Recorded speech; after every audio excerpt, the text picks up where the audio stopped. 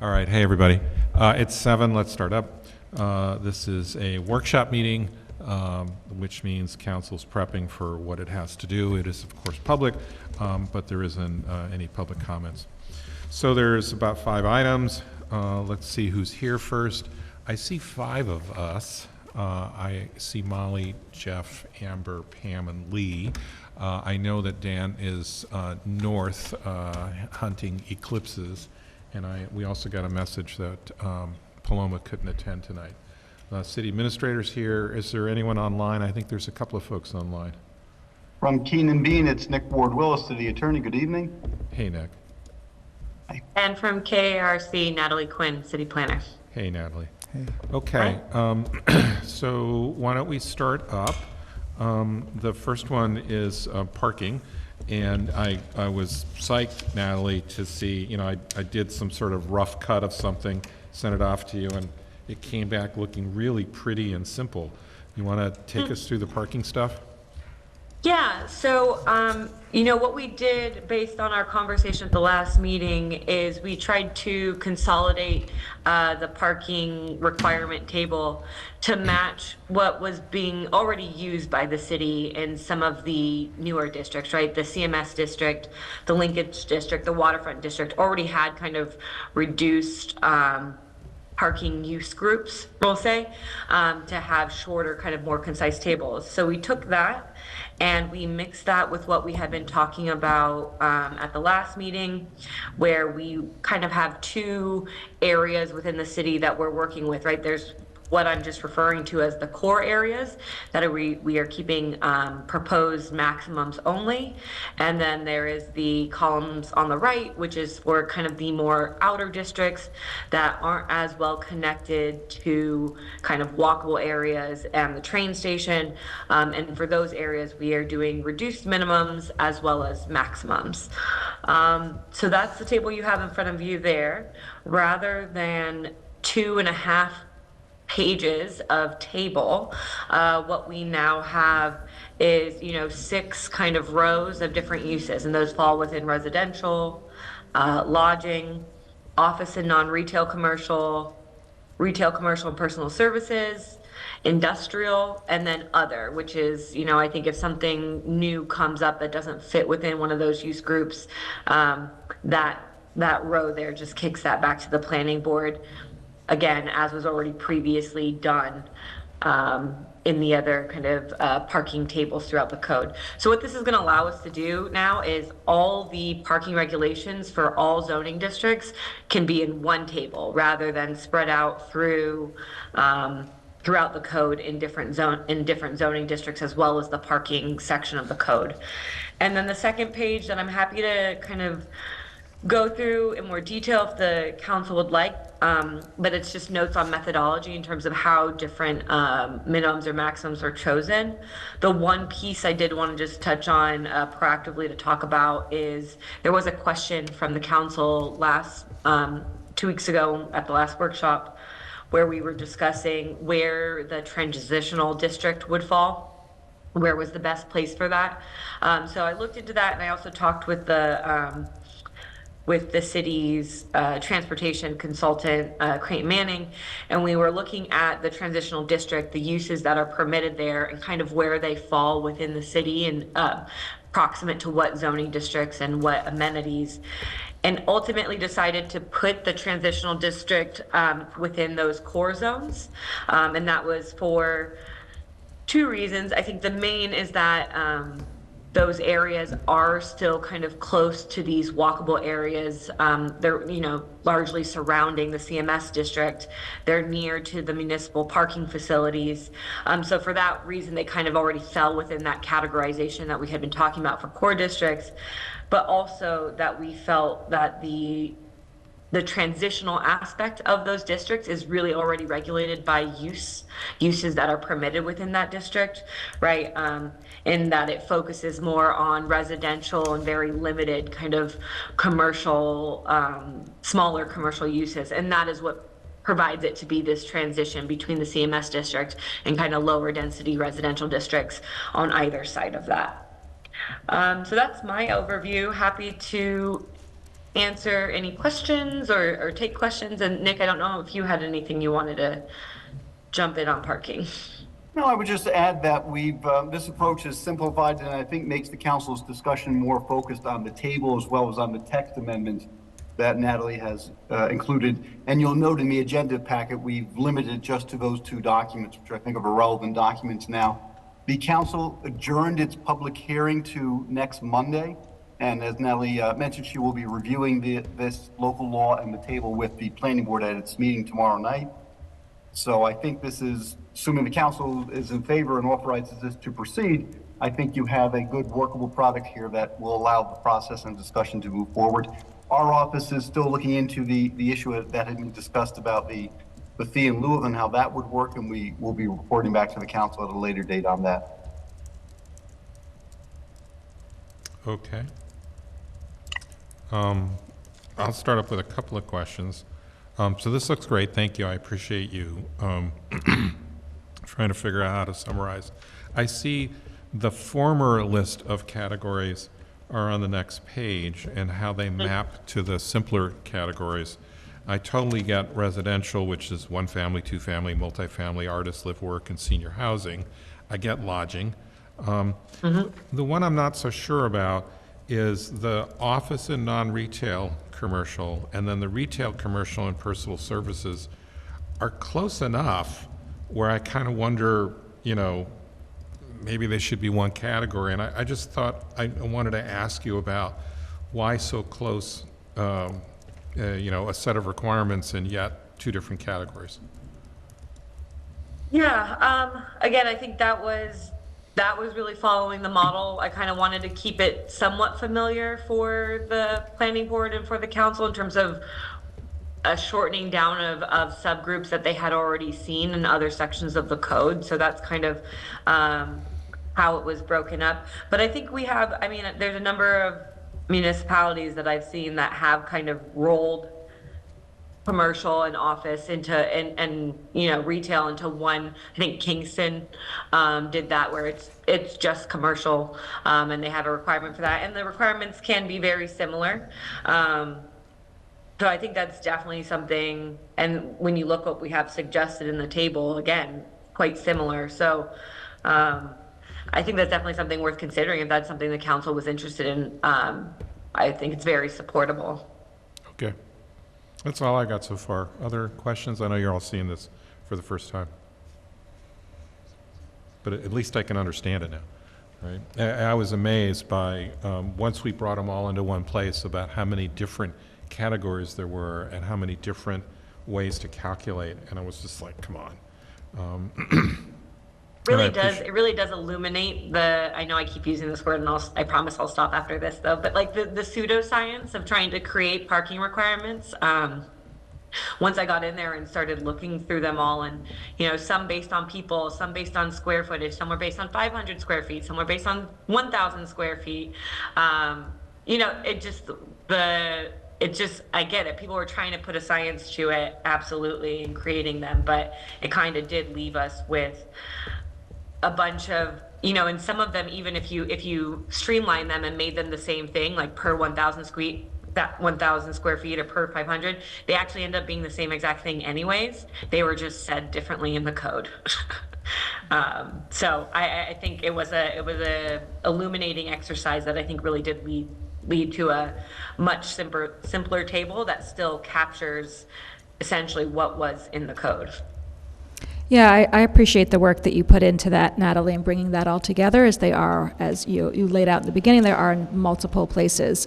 To what Lee raised about the difference between office and non-retail space and retail, I'm curious to have, I'm pleased to hear generally that this is going to be discussed with the planning board tomorrow, it sounds like, and maybe that particular question is for them. The one thing I'm thinking about is actually our ADA requirements, and maybe because retail has more in and out, that maybe for that purpose, there might be some considerations we would want where the parking is feasible to try to have more of those, so maybe we do want them to be separated, but again, I think I would defer to the planning board, who might have some more experience there, and if there is a value in separating them out, even if they are still relatively close in what is our maximum and minimums. Yeah, I mean, I think that's a good point. I'm definitely happy to kind of give them a pointed question to respond to, so I can absolutely do that at tomorrow's meeting. I mean, as for ADA, it's just per spaces provided. So, an ADA regulation wouldn't necessarily differentiate between non-retail commercial and retail commercial in terms of how many ADA spaces, you're required to have one. If you have between zero and, or I think between 4 and 25, you have to have at least one ADA space, regardless of what your use is for that. But they're going to have more experience with that in past projects, I think, in Beacon. So I'm more than happy to kind of bring that question to them and get their response.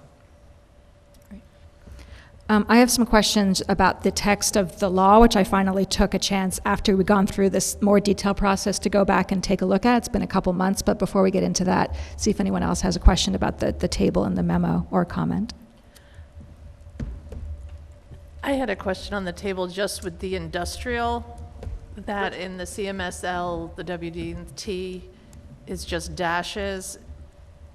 Is that because it's not allowed there, or?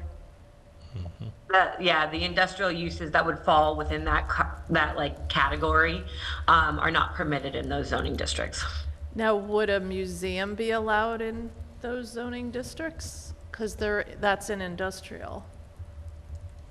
I can double check. Well, it's actually a different use. I don't think museum would very often be categorized. And let me just look, I'm looking at, that was because of that was within a parking use group. Let me look into that, because I remember noticing that there was something odd that museum got lumped in with industrial. I think that was in the parking table. Let me see if I can pull up the old code and give you specifics on that. But I would say that absolutely museum would fall within commercial. Traditionally, under most zoning codes and most definitions, museums would fall under commercial. But that's a good point to clarify. Did you feel, I guess interesting to hear from the council where you feel that would fall as an industrial use or a commercial use? I was thinking it kind of, when I think museum, I think art gallery and exhibit space kind of more aligns than industrial. Yeah, and I guess, now that you're mentioning this, Pam, I'm looking at Schedule A, which is basically our use regulations, and museums are under social community, art studio is under retail office service, so I'm wondering kind of how the things in this table map to Section 223, or whether that is irrelevant. I think that's something that we'll have to figure out in the code, right? When I'm still waiting to talk to Jennifer Gray, who is the attorney that works on most of the planning, because I'm interested to hear how the planning board handled that in the CMS district or the waterfront district or the linkage district in the past, right? Where they had these condensed use groups. Because what I'm used to seeing in codes is if you do that, where you're just going to say general commercial, general retail, residential, there's usually somewhere in the code that illuminates what uses fall where. And I did not see that yet. So I think that's something that in moving forward with this condensed table, we'll need to spell that out. Sometimes that happens in the definition section. Sometimes it's notes underneath the parking table. So that's definitely something that'll have to happen along with this table, which I think actually within the draft legislation that I sent out, I think I did put it as a note. There's notes under,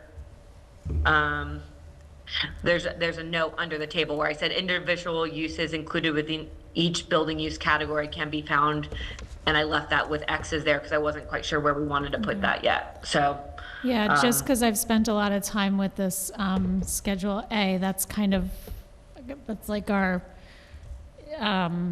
that tells you what purpose is allowed by special permit or not in each district, and the categories are a little bit different than what we have in this table. But again, that may not necessarily be a problem. it may just be something that we need to clarify through the definitions or some cross-reference as you're mentioning. Funny, that Schedule A is already different than the table we currently have, right? The table that's currently used, which is because they're both divided by uses. It's interesting that those, but I think now is a good time to kind of streamline that and get that organized. So I think Yeah. I'll definitely take another look through Schedule A and make sure that we're capturing all those uses and identifying them with one of the parking use group kind of categories. Okay. Right, I do think that this schedule of off-street parking standards should match the categories that are identified and grouped in the schedule of uses, which is the attachment to the zoning. So I think we're only missing one or two. Social/community is one of them. Healthcare and education, I think, are the other two. I will take a look. I will take a look at that. Thank you. All right, and then I had another nit on the table, which is in the office and non-retail commercial. There's two of the boxes are per 1,000 square feet without GFA, meaning gross floor area, right? And I'm wondering if that's an omission or a difference, and just to explain why. That's an omission. That should be corrected. Okay. So, yeah, because I just like the consistency of using that, Absolutely. if that's what we want to do. I recognize there was one other difference, which is for restaurant, instead of using the gross floor area, it was limited to the seating area. And I thought about that, and I thought, I'd actually prefer to have a single one. And as long as you're comfortable that, restaurants won't get overly, parking focused, I'm okay with that. Meaning Yeah, just- I think there is a section where I added, I think it's under the table again in the legislation. I think where you want to be careful with that is making sure that like back of house isn't being necessarily included within your restaurant square footage, because that can absolutely, if that space can't be used for seating, right? So that can absolutely kind of drive it up above what is already kind of being required or provided. So I think as long as we keep that caveat in there.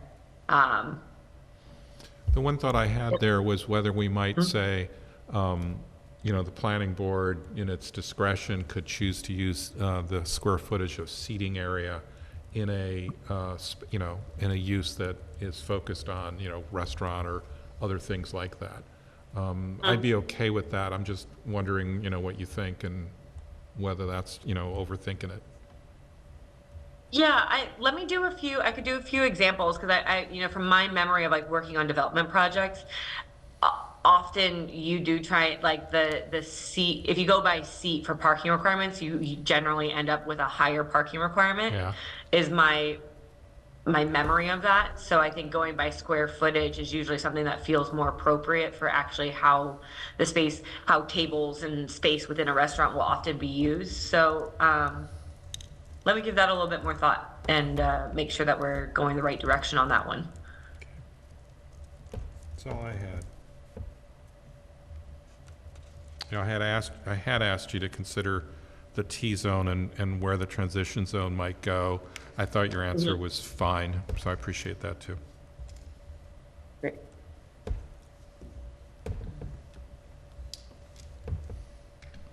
Is it appropriate to ask more general, do you have more specific questions about the law itself? I do, but go ahead and ask. Well, mine are more general. I was just wondering about the schedule for when does the planning board get this again for evaluation and reporting back to us? What's the schedule for that? So Sorry, go ahead, Lee. no, it's yours. Their meeting's tomorrow, so I will kind of do the same presentation with them tomorrow and kind of walk them through the table or through the kind of revisions thus far. And then usually at that meeting, during that first 30 minutes of the meeting, they'll kind of give their general comments, and then the mayor and secretary will put that in a letter and circulate that back to the council. Thank you. A more general question too. We talked about in previous discussions having an evaluation of the effectiveness of the law built in with some way of measuring it. Is there any precedent that anyone's aware of that we've done that with previous laws? where there's 1-2 years down the road that there's an evaluation based on metrics? Jeff, there was a law, I think deeper for where we did request a report back after a period of time. I know a good cause may have been one of them, but I think there have been some other ones where we sort of asked for. And I think in this case, you could ask the planning board to provide some feedback after a year, I'm a planning consultant as well. Yeah, I'd like to. Yeah, Nick, I feel like we might have done that with short-term rentals, is the one that sticks out for me. Yeah, that may have been it. Yeah, I'm but- interested in formalizing it with metrics. I imagine there must be, a natural question that I ask is what metrics we need to use to evaluate it. And I think there'd be good discussion about what we would and could feasibly include, which would have other requirements. For example, there might be a requirement that there be a annual or biannual transportation survey, so we can track changes in transportation mode. Yeah, but I think this is one where the best way to get us feedback is the folks who have to implement, which is planning board, right? Because you think, well, what's the metric here? Because I work at a company, we have tons of metrics, and it's like, it's hard to measure this one, which is, well, was there too much parking required? Was there not enough parking required? And how would you know that? I think a lot of it's going to be judgment call between the planning board and the building department. Maybe there's some way to do that, but I'd be okay with if what we said was, if we have a biannual meeting with planning and zoning, that this be one of the things that we talk our way through and get some feedback that way. But there's also the user experience, and we've talked about some of the targets and intent of this law is to drive down affordable housing costs, correct? And try to encourage a change in transportation mode. So it seems like it wouldn't just be necessarily conversations between the planning board and the building department, that there would be ways that we'd want to capture the user experience, including, getting feedback from participants, making sure that it's easy to get, resident, community member feedback on, and, complaints, to be quite honest, if they're having challenges associated with this. So again, I'm just trying to get specific, right? Because that's how we could get closer to coming up with a metric. Would it be an applicant feels like this was hard or easy, or a neighbor feels like it worked or didn't work in the area? Well, again, it would take baseline surveys, time scale that you'd have to measure it over time. But if we're finding that people are finding it difficult, if there's people that particularly if they are on the lower end of the income schedule and they're having a challenge with having a car in the city because of parking challenges, this is something that I think we need to keep tabs on to see if there's some reason that we want to keep it in place over time. Okay. I mean, I think the biggest complaints are going to be in the areas that don't have a minimum. So, I mean, that's where we currently have issues, but there is no minimums to be had when you're building on Main Street, for the most part. And what about tracking on the affordability of housing? I mean, this is one of the major intents of this law, right? Is to try to reduce costs for developers so that they can not have to keep scaling up the cost of rentals or ownership. Yeah, I think on that one, I don't think that this single change by itself is going to alter the cost structure in a way that we will be able to see it clearly. It right? will be challenging. Right, because if it costs $300,000 to build a unit of 1,000 square feet, because that's the rough number I've heard, and this saves $10,000 or $20,000, and I think on $300,000 that's not going to be clearly assignable to any one thing. That would be my guess. The market itself, varies so much that I think it would just get lost in there, and I don't know how you'd do that. We can say that the cost of construction, that piece goes away. That's pretty clear. How that translates, again, I think that would be hard. So. Again, though, it reduces to me back to what is the intent of doing this law. And there's a few things that we've talked about, housing costs being one of them, changing people out of driving habits being another. But then again, making sure that we're not negatively impacting a certain part of the population that's more vulnerable. So these are things I'm very interested in making sure that we have in mind. Yeah, no, I hear you on that. So, but to me, the number one reason to do this is it's environmentally stupid for us to require as much parking as our requirements from the 60s did. And I think just pulling it, has a big enough impact on our land use in a small city that as long as it doesn't have other repercussions, Well, that that's the strikes thing. me as the number one for me. Well, keeping track of those repercussions. You could drive people into, habits that countervail the environmental impact you're trying to have. Maybe, but I hear you. You can't, maybes, you have plenty of maybes unless you measure, and and you know that, so that's what I'm saying.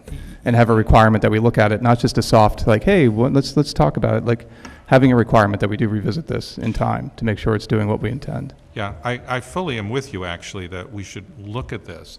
I'm just struggling to okay, I have KRIs in what I do for a living. God, I can't even figure out what the key.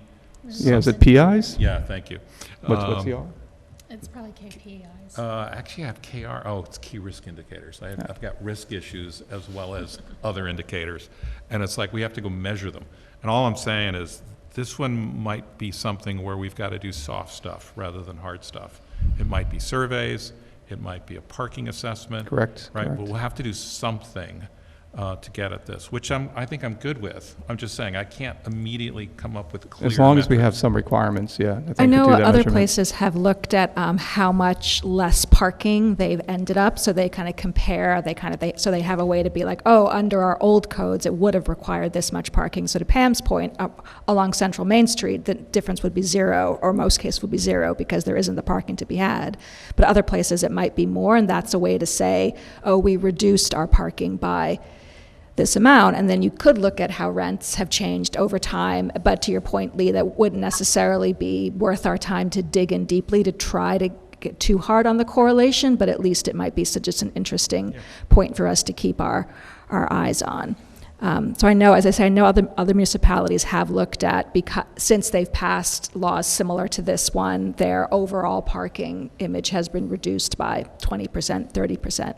And some bigger places have also looked at rent reduction, but I don't know if we're of the size that makes sense for us. Yeah, Natalie, any advice about how we might go measuring this over time? Yeah, I mean, I think all the points made so far are pretty fair. I think in terms of what this parking legislation is going to do for affordability is one piece in the much larger grand scheme that I think the city of Beacon has already been working on. So I do think it would be a little bit unfair to try and look at just this piece and see its impacts on housing affordability. I think it had to be, which I think actually we'll kind of get into in an update that I'm giving later on in the agenda on pro-housing community and how we're tracking that.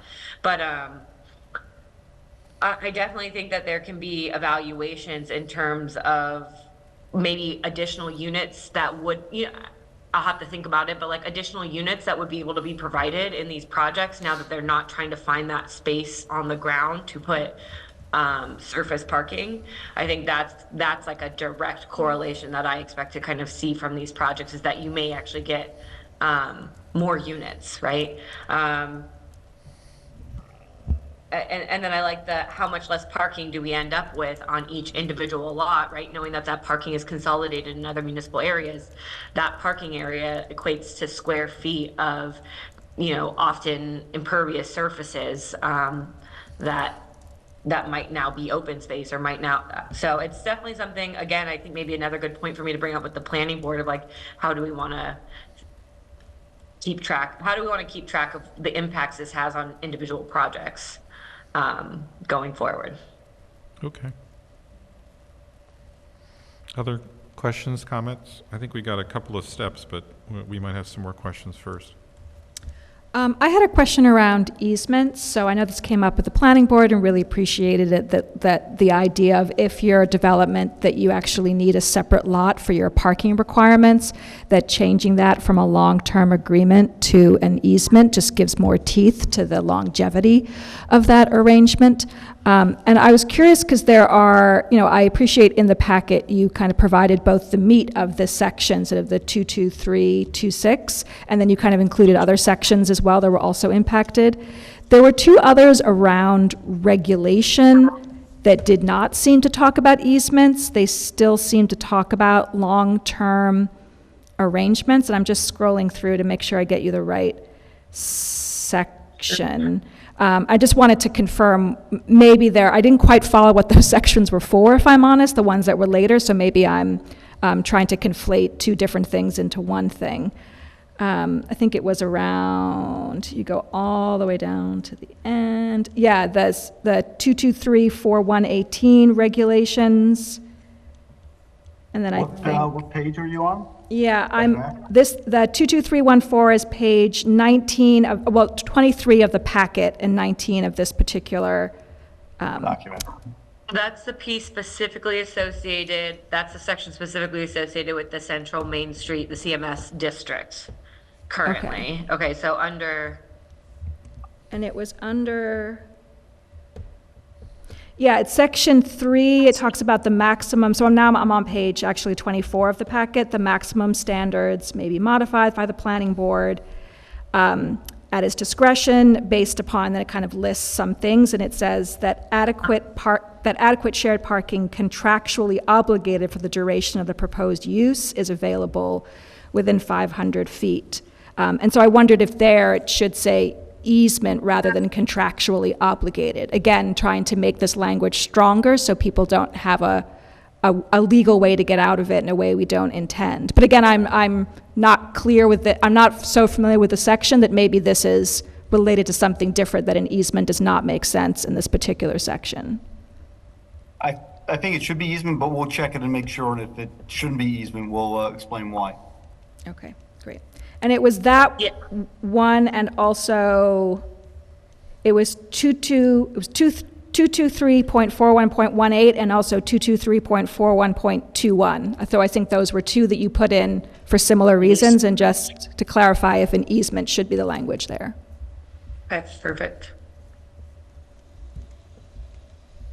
Yeah, I think we might have changed it in the main 223-26, and then it didn't get caught in these more separate sections, which is, I think, why we're all really happy that we're finally kind of moving this all towards one area, one section of the code. Agreed. Okay, other stuff? I haven't heard, I've heard that we want to go to the planning board and get some input from them. I'm not sure I've heard that we're ready to go to public hearing yet. Is that, do we have stuff still to do, or what do we Yeah, I think? don't know why we wouldn't be ready for public hearing. Okay, so the couple of questions raised aren't something we could do between now and then without a problem? Everybody okay with that? I'm certainly feeling that way. You know, if we get feedback from the planning board that they still have major concerns, we could, as we've done in the past, pump the brakes and just delay that public hearing next week for a future week. But right now, sort of the questions I have are more wanting to hear from the public and the planning board, and then some of these, what I think is maybe substantial but not preventing a public hearing Yeah. questions. That's where I am too, Molly. I feel like at this point I would like to get some more input from the community, from the planning board. And, we don't have workshop again between planning board and public comments. So, even depending on the planning board, we might say, yeah, we're going to workshop it again, but it would be helpful to have that public comment as well. And as a matter of process, this local law, since it's being substantially revised, will also need to be referred to the Dutchess County Department of Planning or Planning Board for their review and comment. So you'll be getting public comments on the 15th, but I expect you'll be then continuing that public hearing for over 2 weeks of 30 days so you can get the law in its final form. Okay. Okay. I feel good about that. And for our professionals, whether it's a legal change or a planning change, you're okay to do the things that we discussed just now for the next hearing? Yes, I believe we can both get those changes made so that the local law in the agenda packet to go out this week will be reflective of your comments tonight. Okay, great, That's a legal way of saying yes. cool.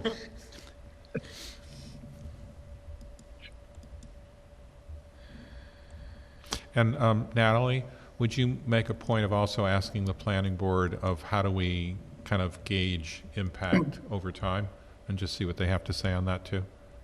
Absolutely. That'd be great. Okay. Everybody good to go forward? All right, one down. And the rest get easier. So the next one is a pro-housing community designation for the city of Beacon to get a state designation. Natalie, do you want to tell us about that and where we are? Yeah, so I think folks may have seen, we've kind of seen other sister communities in the Hudson Valley maybe noting this program in the last few months. So the program was started in July 2023 by Governor Hochul, and it's essentially just a program to try and reward local communities and local governments that are doing their best to help address the housing crisis that's been identified in New York State and quite specifically the Hudson Valley. And so the program is essentially, it's a designation or a certification, and communities that end up getting designated as pro-housing communities are then get priority kind of scoring within the state's grant programs.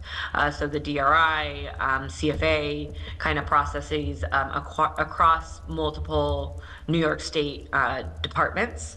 And so the requirement, in order to get yourself certified, the requirement is that you have to show that as a community, over the past year, you have approved permits that increase the housing stock by at least 1% over the past year, and then by at least 3% over the past 3 years. So the city's building inspector helped me do a lot of this work. He went through all the permits and planning board applications over the past 5 years is actually what we looked at.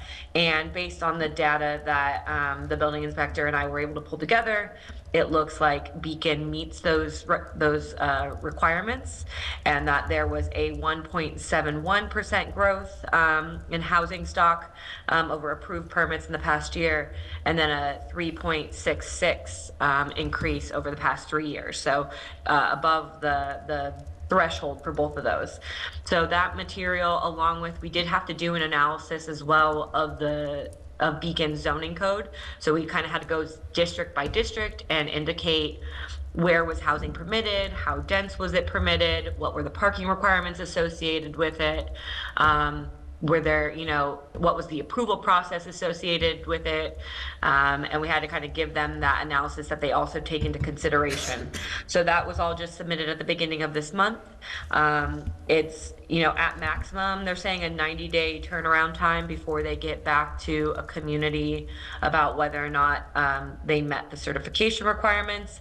But right now it seems that that's actually even happening faster than 90 days in some cases. So, which is good timing for us. Because grant season really starts to open up in the summer.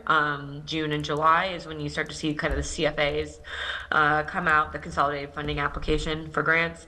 And so, based on this at maximum 90-day timeline, we should be kind of getting a response just in time to have that extra level of competitiveness and priority in any of the grants the city chooses to submit. So that's it. Happy to answer any questions. No, thank you for the update. I was really interested in this because I had read the coverage in the Highlands Current about, I think it was Newburgh and a couple of others that had been designated.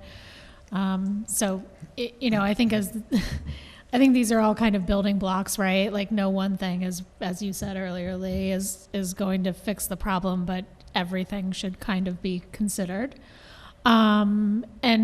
So not something that we need to discuss today, but I am wondering if we have some forward-looking thoughts about that CFA opening for what we might want to go for in this round of submissions. Again, not something we have to answer today, just something to think about. Do you want to answer today? We're looking at the sewer upgrades on Fishkill Avenue as a possible CFA. We've applied for the dewatering system for 3 separate grants, and we recently were debriefed that the application is strong, but we have 2 things against us. One is we're not under a consent decree, and we would get more points if we actually weren't doing a good job processing our waste. The other is that the specific item for which we're applying, which is what we really need, is on the state's tertiary list of priorities. They're really going for separating CSOs, combined sewer overflows, and then also disinfection systems. So those score much more highly than ours, which is a solids handling project. Okay. So we're looking at that. Again, we'll see what comes up, because we're now going to have to run the dewatering project probably without applying again, Okay. just because we're, Band-Aiding it together to keep running. Great. So. Yeah, I'll tell you one anecdote, which was the, was it the ARA? Is that what the federal act was? That was one of them. Yeah, that gave out tons of money. I remember going to a press conference for the congressman, and all the various communities were there, and the 3 cities, probably Middletown as well, right? Yes. But Kingston, Poughkeepsie, Newburgh, Middletown were all in the $20 million $20 range. million range that they were getting in terms of federal grant money, and we were in the 1 point something. 1.45 million approximately. Yeah, so. And that went to the primary settling tanks, which we're hopefully finishing up by June. But part of that just was, one, we're half the population, but that wasn't the primary. It was our differentiator. poverty statistics. Yeah, it's had just that we're fallen. doing too well, so. So anyway, it, will affect some of our grant opportunities and our ability to qualify, right? And we shouldn't be surprised. Anything else on this question on the pro-housing designation? Natalie, I'm just curious, because you talked about all the various things you had to submit to the state. Did they provide any feedback to us about what are areas where they feel we could be doing stronger?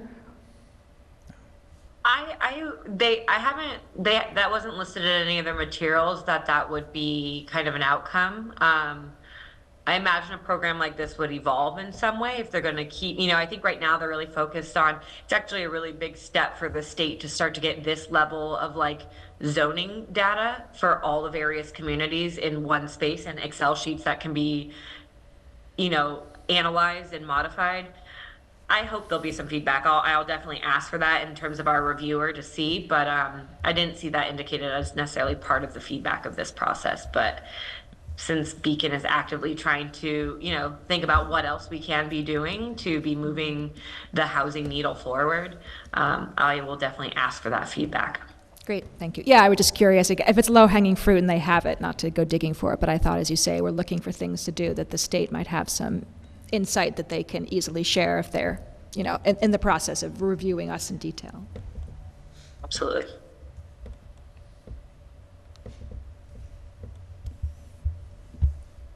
Anything else? All right, let's go on to the next one. These are all, Chris, I think you've got the next 3. You've got Sandro Cabrera as a heavy motor equipment operator you want to propose the appointment of? Sure. So this is to replace an HMEO in the highway department. We have heavy motor equipment operators in 2 departments, highway and water. Sandro, we hired in August of 2023 as an MEO, and he's done a great job. He has a Class A commercial driver's license. He's able to drive all of our vehicles, including the vac truck and the sewer jetter. We had a position open in highway due to a disability retirement recently, and we posted the position. Sandro was the strongest candidate. We are now administering skills tests for all operator positions, so that not only do you have to have look good on paper, you have to actually show you can operate the machinery, and he did very well on that. So we would like to hire him after the vote next week to be an HMEO, and then we'll be backfilling the position, the MEO position at highway at some point. Just want to call out that it's great that we can offer these promotion opportunities, that your heads of department and you are kind of thinking about the ways that all the roles can work together, so. Yeah, I'd rather they advance, even if we lose them from one department to another, I'd rather they stay with the city than go somewhere else for a promotion. So we're trying to promote from within for these positions. Anything on this one? Yeah, I think it's pretty straightforward. And then the next one is getting an update. We did 2 bids, and one was on the West Main Pump Station and Force Main. And you want to give us an update on that first, Chris? Sure. So on both of these, the bids are due this week, and we would like to launch the projects as quickly as possible. So what we'd like to do is draft for next Monday's meeting resolutions awarding both of the bids. And we're not going to know until probably the end of the week or maybe on Monday who the apparent low bidder is. And I'll walk through the 2 projects. So the first one is bid 2024-003, which is the West Main Pump Station and Force Main. This is a project that's been on our books for 3 or 4 years to upgrade the pump station that serves the northwestern part of the city. We have been delayed about a year on this by negotiating an easement with Metro-North Railroad because the new pump station needs to be immediately next to the old pump station, and that's Metro-North land. So we put this out to bid back in late February, and then we've had a couple times where we've extended the bid because we had questions that came up about Metro-North's requirements, for instance, for how cranes would operate, which are necessary to it, or what hours of operation we could do. That bid is coming back on Thursday at 9 a.m. Our city engineer will be here for the opening. We hope that there is an apparent low bidder right away that we can bring to you. That we don't have to have anybody's approval of that bid other than the city council. So essentially, you may even see on Friday when we post the agenda, authorization to award bid to blank for X amount. But we'd like to run with this rather than wait to the next voting meeting, which isn't going to be now until 15th. Yeah, it would be May 6th. Any questions on that project? Chris, not specifically on the project, and I don't want to delay the bids, but whatever comes before us on Monday, you would have had time to do all of the due diligence on like the supplier, Yes. Yeah, so the engineers do that. They check the state's debarment list. They check all of the calculations in the bid because sometimes they add it up incorrectly and that changes the outcome of who the low bidder is. They make sure that the bid bond is there and all of the necessary return statements like Iran divestment.